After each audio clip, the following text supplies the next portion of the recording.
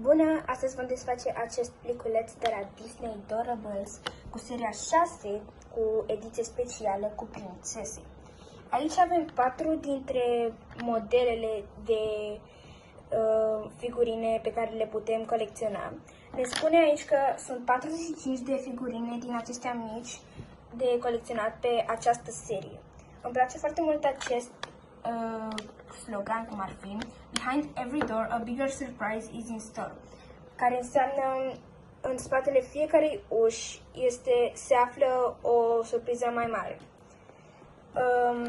Pe spate ne spune că figurinele au sparkly glittery eyes, că au ochii cu sclipici și să-i dăm drumul să desfacem.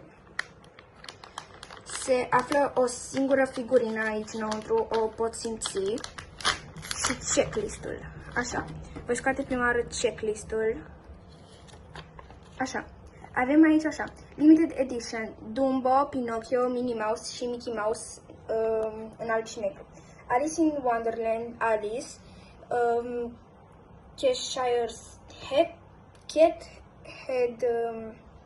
Mad Matter, White Rabbit and Queen of Hearts.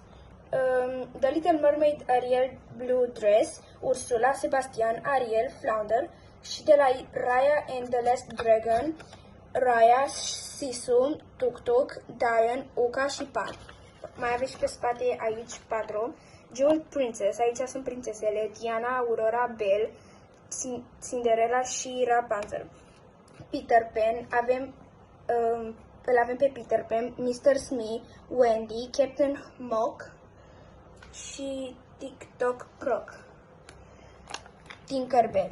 De la Winnie the Pooh avem pe Tiger, nu știu cum se pronunță, Roo, Rabbit, Winnie the Pooh, Eeyore și Piglet. De la Snow White and the Seven Dwarfs, Snow White, Happy, Sneezy, Bashful, Dopey, Grumpy, Sleepy and Doc.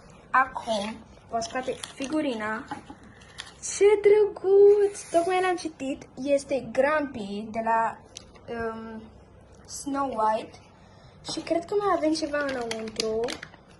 Mai este ceva aici. Nu mai e. Iar este rar.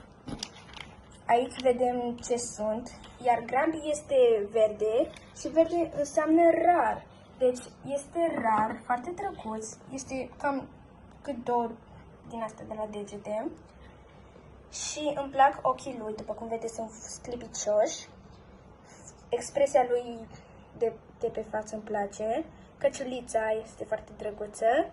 Și cam acesta a fost videoclipul de astăzi.